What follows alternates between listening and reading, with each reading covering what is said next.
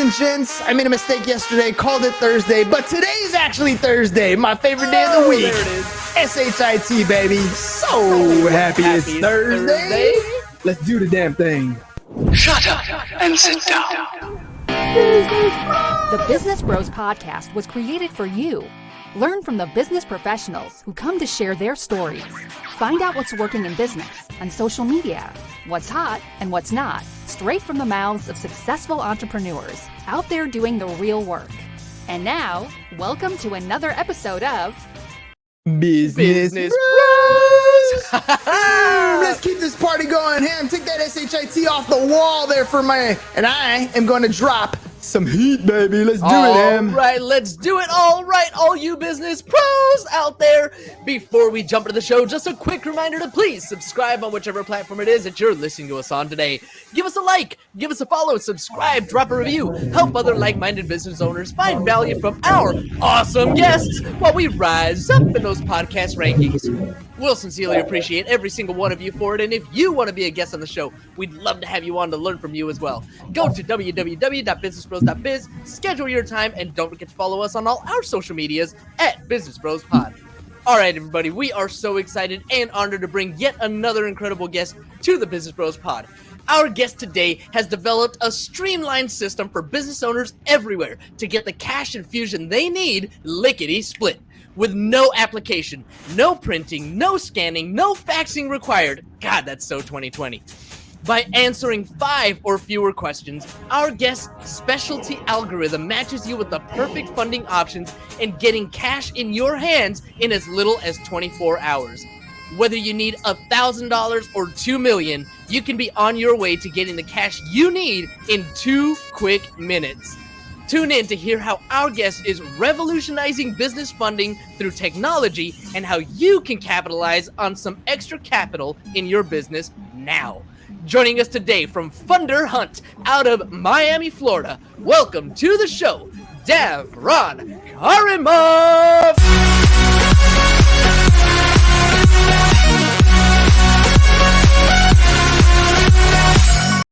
Yeah. What up, Devron? All right, what'd you think, man?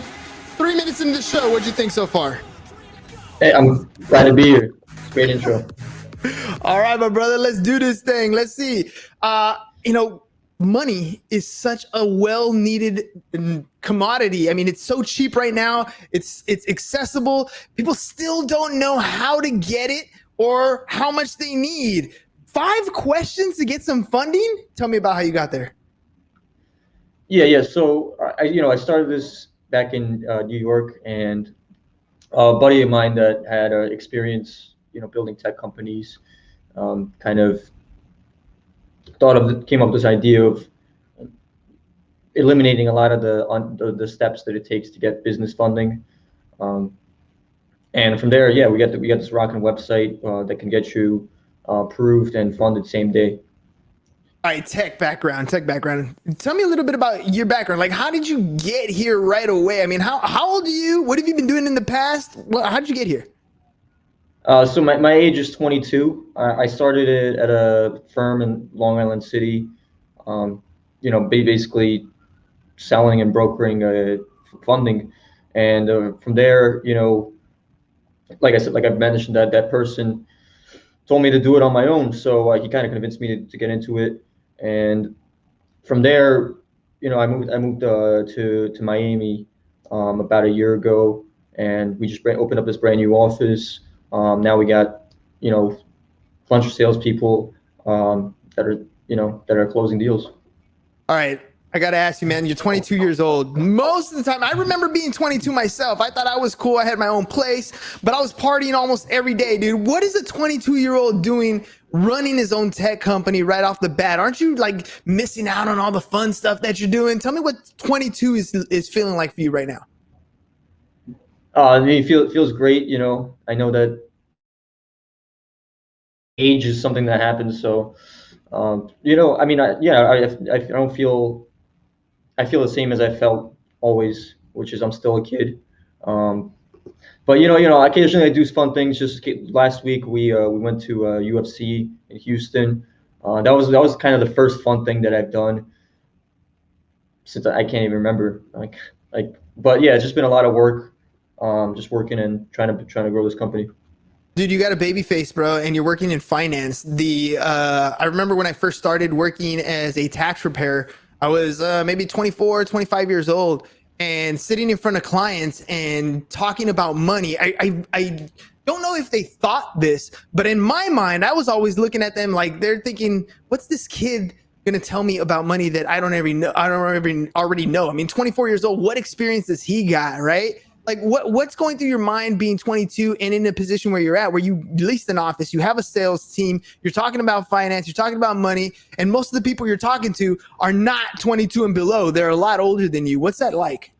Oh yeah, for sure, for sure. They're definitely older than I am. But you know, a lot of the communication is over the phone, so it's not like they get to see me. And you know, this is probably the closest they'll come to seeing me. So what's in store for you, dude? Like, all right, you're here running a company. You're 22 years old. You're doing well. UFC is the first time you've ever done something like this, right? Like, what? How do you even have the time to do that? What is it? What is it that you're doing every single day? Like, what is the process that you got to the point where you can bring on a sales team and have that little bit of free time for UFC? Like, tell me about the process that's involved in building your organization. Yeah, so when I came out here to Florida, you know, last year, uh, I ran into somebody that I knew from that used to, you know, that I knew that was a really good producer, and you know, basically me and him kind of came up with this thing, and from there we just added on more people, more high producers, just like him.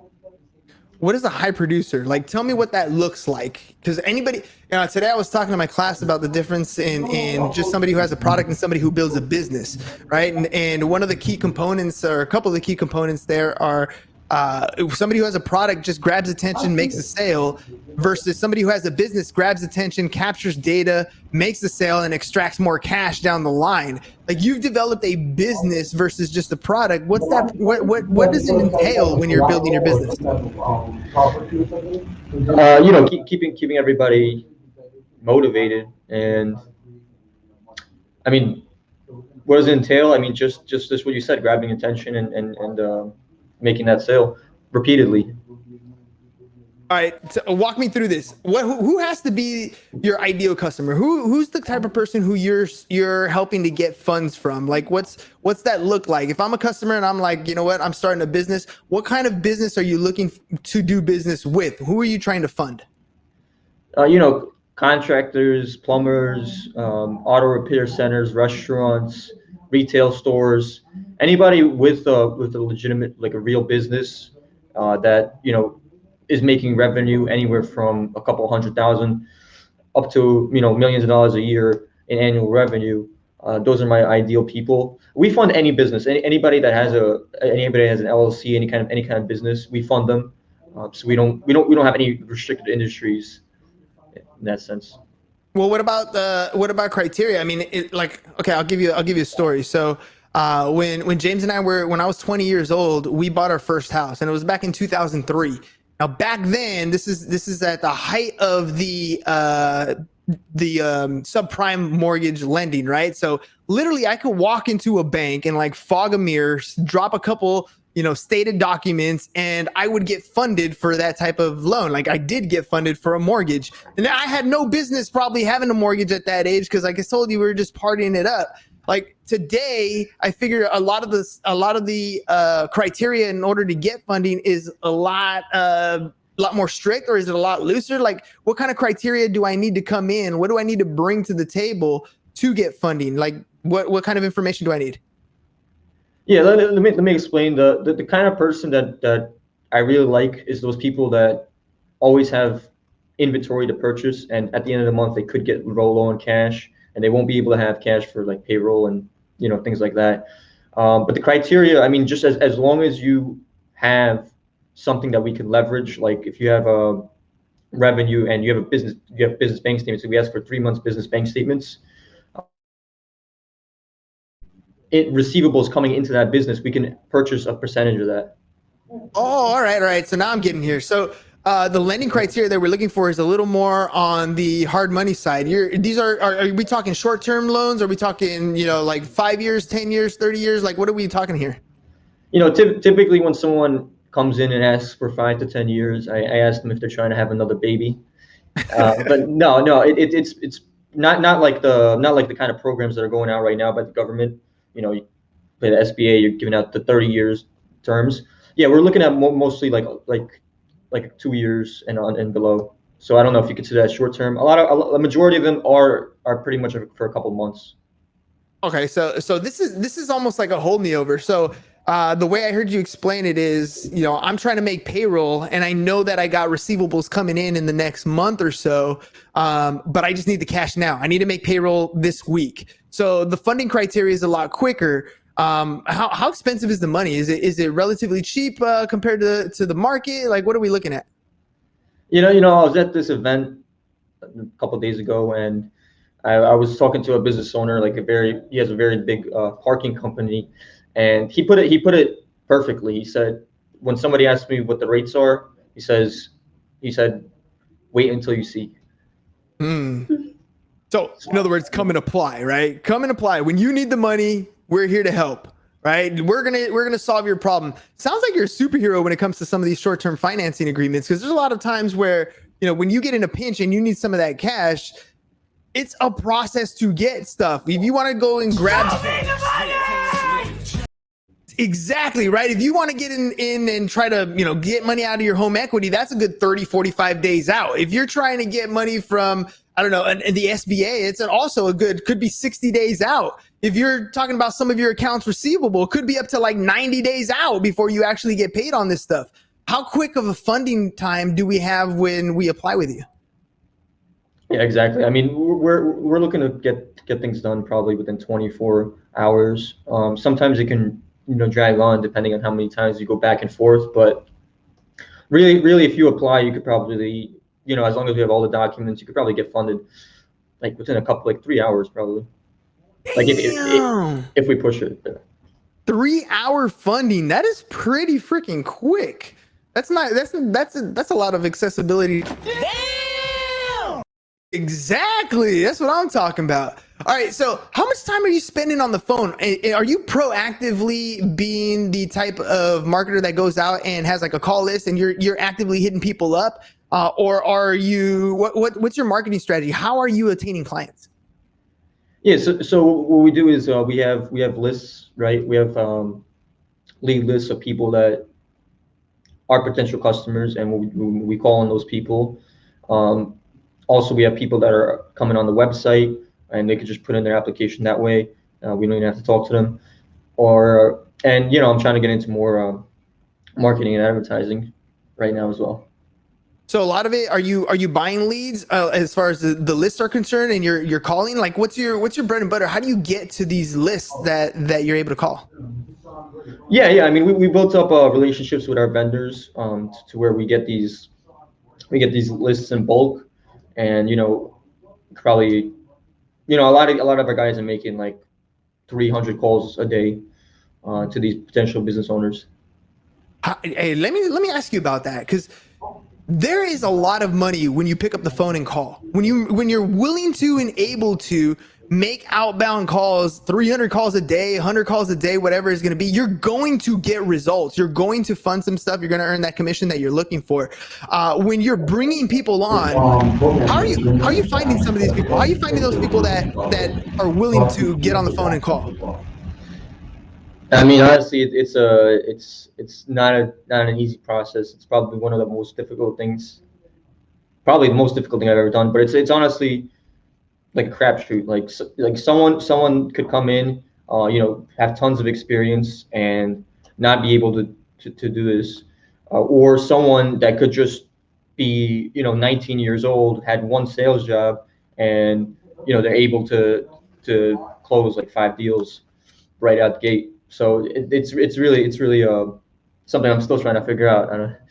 Well, I'm assuming you probably have a lot of turnover, because you probably have people that come in, think they could do it, didn't understand what the job actually was, and they kind of bounce out. But the ones that are crushing it, right? The ones that you have that are successful on the sales floor, What are some of those qualities that you see in like all of them that are consistent across the board?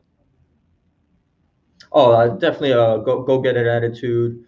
Um, self motivated, and I mean quick learners. I mean, it's this is a very high fast paced industry, and it's going to take you some time to figure it out. But once you realize that the people that are taking this capital are people that need the cash right away, that's why they're taking it. Then it becomes a lot easier. Because all of a sudden you're selling that service and you're selling a solution to people who need it, right? That's a difference. You think it's a mentality issue, like when the salesperson hits the floor, whether they think they're selling people versus helping people?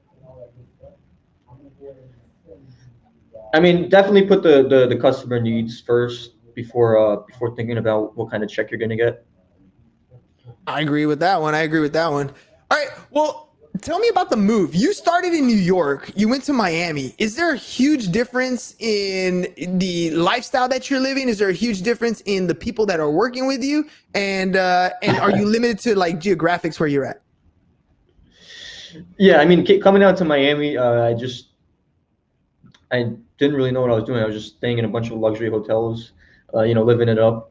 And the people, I mean, there's definitely a difference in the people, just because in New York, like every like there's probably 50 shops that you could find just in New York City.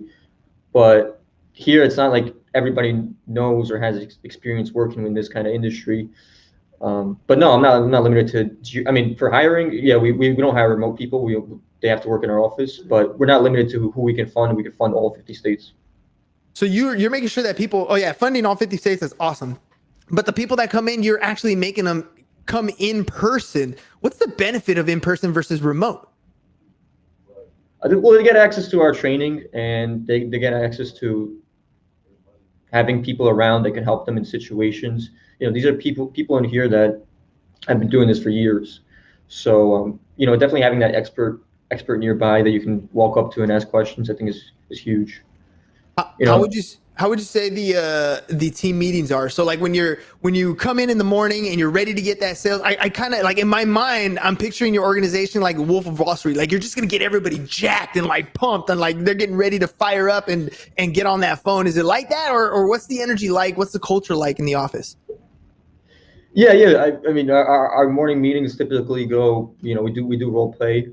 Sometimes we have music, or we can watch motivational video, and or we do our own speeches. We rotate on who does the speech that morning. All right, dude. So you do some speeches. I want to hear something, man. Like, see if you can pump me up. Like, see if you can give me some energy. You're gonna make me get on the phone and make some calls today. What are you gonna tell your people this morning? Play his music. Play his music. All right, well, let's play your music, bro. All right, you're gonna get us jacked right now. You're gonna tell us what we're gonna do. We're gonna crush this space. You're gonna go make calls. So let's do this thing. Tell me, pump me up.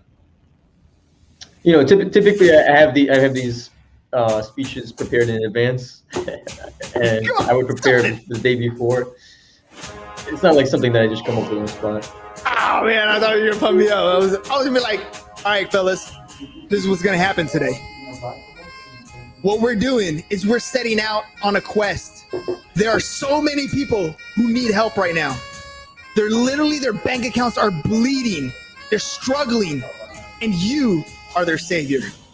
So you got to get on the phone today. You got to find those people who need your help and go fund them. That's your job today. Go be a hero. What do you think? How was that? No, that was perfect. That was amazing, because that's really what I love about this is that is those people that I could just come in and step in and be a superhero for them, because they don't think they could get funded, and I just turn their situation around, show them that it's possible. Dude, for sure. I mean, how many times do you probably get, I'm sure you have some sort of customer survey, something that's a follow-up process that's in place. How many times do you hear like, dude, I didn't know how I was done for. Like, if you guys didn't come in and help me out, my business, I was going to close my doors. Like, I wasn't going to have enough power, money to keep the power on. I wasn't going to have enough money to pay my employees. Like, how many stories like that do you hear? Oh yeah, all the time. I mean, people are thanking me, and especially when it's a profitable relationship for both of us, and they come and the way we whether they're coming back, and I have people that I funded 6, 7, 8 times over and over again every couple of months, so. And I'm sure they get the opportunity to grow, right? Like I know these tend to be more short-term loans. They're like when you're in a pinch, but when you give somebody the opportunity to excel, right? I mean, we just went through a major pandemic. So there are people who have been at the position where they were trying to survive. They were trying to wait it out. They thought, 2 months, 3 months, 18 months later, 16 months later, 12 months later, whatever it is, they finally get to open their doors. They need some of that cash to survive, dude. And now you're a resource that's available to other people. So, before we even go any further, like I know there are businesses out there that are hurting right now that need that extra bump. How can people get a hold of you and work with you if they're looking for some extra funding? We have our website. You can literally just apply on the website, and we'll reach out to you.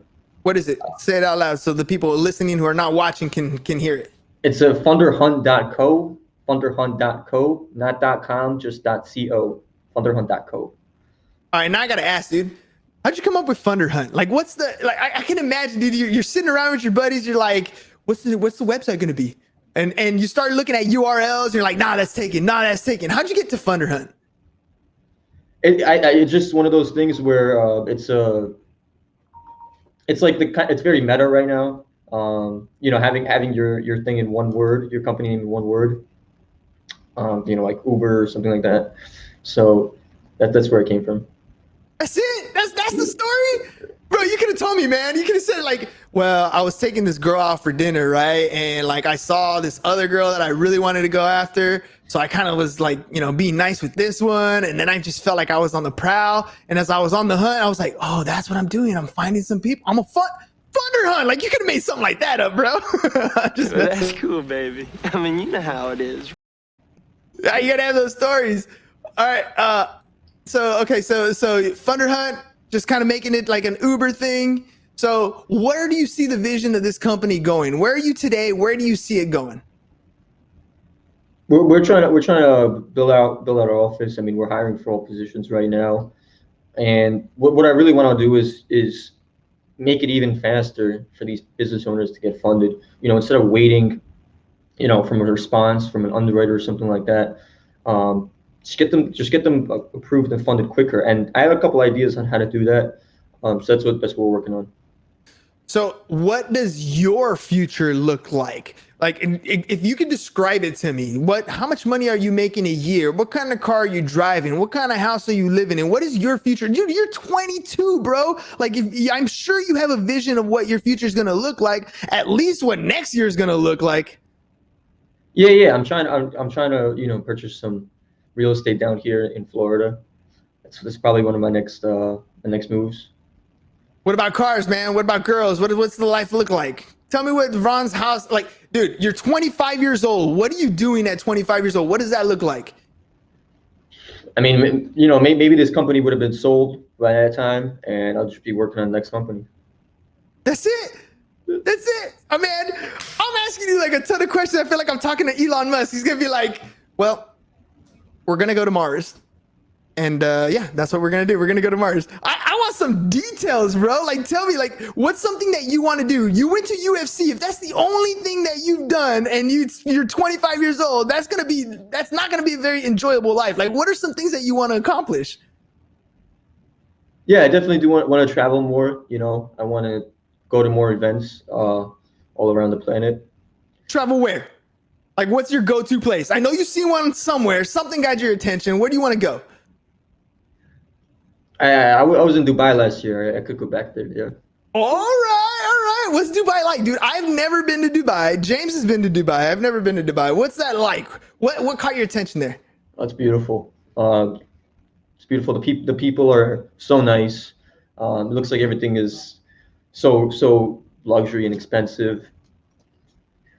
Dude, I feel like if I caught a picture of you in Dubai, you're probably like rolling in some Lambo with like a tiger on the passenger seat. Like it's like a weird picture. Would you buy like an exotic animal if you were out there? Oh yeah. Or maybe rent one. What's the exotic animal? Like a tiger, yeah. That's it, bro. Like, oh, dude, I would buy a chimp, dude. Like a chimp for me. When I was growing up, Michael Jackson had a chimp, and I was like, dude, I want one of those. And then I saw Planet of the Apes, and I was like, I want a Caesar, dude. Those are totally dope. So you'd go with a tiger. Tigers are sick, dude. I gotta admit, tigers are pretty dope. That would be your exotic animal. Yeah. That's your personality type. That's what you go with. All right, fair enough. All right, man. So, real quick, I mean, how many podcast interviews have you done? And are you planning on doing a bunch more? Like, are you planning on going like just to kind of get the word out on what it is that you're doing? Yeah. I'm definitely gonna be starting the journey of podcasting, and hopefully, get on some cool ones like yours. Did you have fun, dude? I mean, I don't know if you listen to them. I don't know if you've been on them before. What was your experience like on the Business Bros? Yeah, this is probably the second one that I've been on, but yeah, dude, I loved it. I mean, you're super fun, super engaging, and I don't know if you would want to do this again, maybe. Yeah, man, dude, I would love to see you develop, dude. I think you got so much energy. Like, you're just packing it behind you. Like, I don't know, like you don't want to open all the way up yet. Like you're a little reserved, and that's cool. Everybody has their personality types. Hopefully, I set the bar for any other podcast you go on. So I doubt there are very many podcast hosts out there that are going to give you as much energy as I am. But hopefully you enjoyed the show. Well, one more time before we head out, dude, how can people get a hold of you? Make sure you say it so that the people who are listening can hear it too. How can people get a hold of you? What do they need to do? How much money can they expect to get? Yeah, it's simple. Just go on the link, funderhunt.co/last step. Well, that's the application link, funderhunt.co/last step. And that'll take you there. Make sure you're using a PC so you can upload all your documents easily, seamlessly. And we could typically get people about a month's worth of what you're grossing on a monthly basis. If someone's doing 50 grand a month, you get them, give or take 40 to 60 grand, depending on other risk factors. But and you get the fund same day. So that's it, ladies and gents. Look, I mean, I had fun on this show. I know I'm picking on him a little bit. He's 22, man. Like, at least he's stepping out and he's doing some stuff, but he's doing something that's very big. It doesn't matter where you're at in business.